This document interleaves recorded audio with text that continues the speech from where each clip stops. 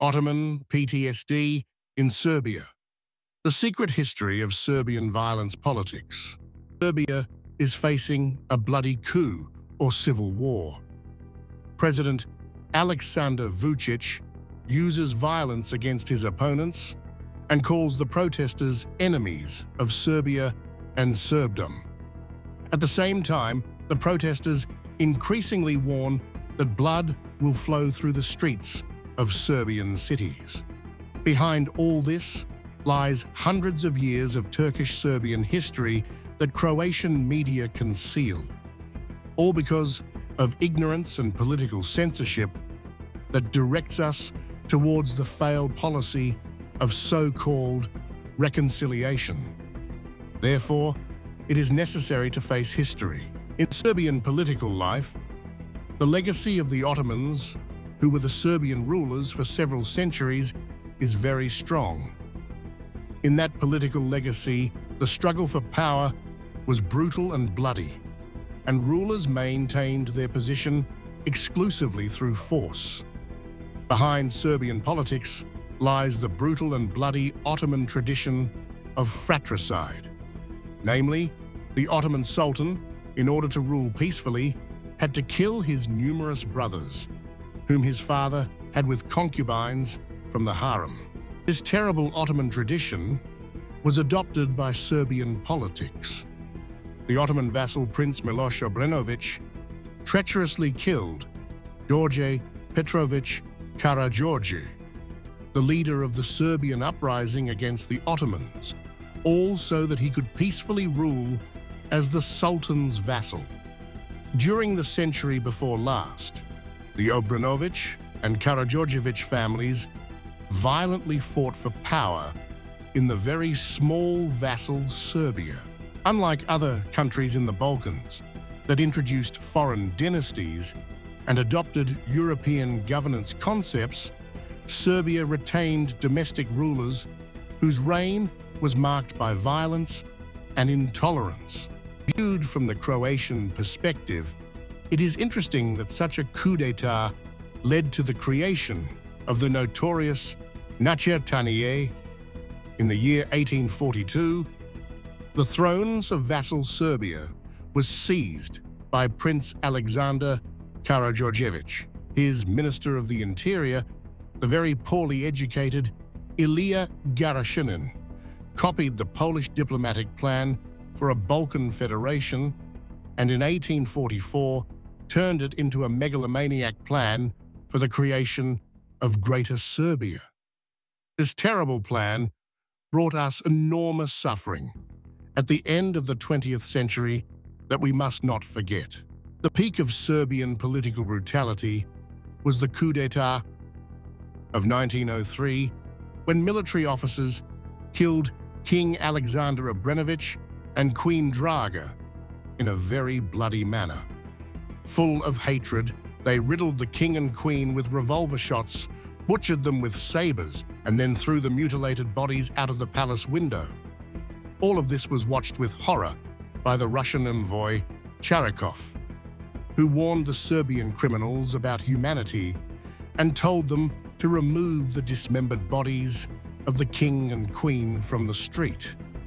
This brutal coup became a prime example of Serbian political culture, where compromise is replaced by force and bloodshed is justified by the alleged fight for freedom. The officer conspirators ruled Serbia behind the scenes after a bloody coup. Instead of prosecuting them, the government declared them heroes. Moreover, the Serbian government created a secret terrorist organization called the National Defense with them. Chetniks and agents of this organization operated in Ottoman Macedonia and Austro-Hungarian Bosnia and Herzegovina. The head of this terrorist organization was Serbian Prime Minister Nikola Pasic. In 1914, he admitted that Serbia was responsible for World War I. One of the key figures of this organization was Colonel and Chetnik Vojislav Tankosic, who was the main Belgrade organizer of the Sarajevo assassination. Because of him, Serbia is responsible for the outbreak of World War I. The Serbs did not renounce political violence even in exile. An example of this is the case of the conspirator and intelligence officer Dragutin Dimitrijevic, who was sentenced to death in 1917 by the Serbian exiled military court in Thessaloniki. Behind this verdict were the fear and revenge of Prime Minister Nikola Pasic and Regent Aleksandar Karađorđević, who wanted to eliminate the influence of the conspirators through a rigged trial. The Serbian policy of violence was also adopted by the Yugoslav communist dictator Josip Broz. After a rigged trial, he had the leader of the Serbo-Yugoslav Chetniks, Dragoljub Mihailović, killed and secretly buried. At the same time, to undermine the influence of the Karađorđević dynasty in Serbia, he rehabilitated Dragutin Dimitrijevic. We also felt this Serbian violence. The Chetnik terrorist Punisher Racic fatally wounded the Croatian Republican European Stjepan Radic. At the beginning of the 21st century, Serbian terrorists from the deep Belgrade state killed Prime Minister Zoran Đinđić. The policy of violence still marks the life of Serbia today, where bloody confrontations with opponents are still portrayed as heroism.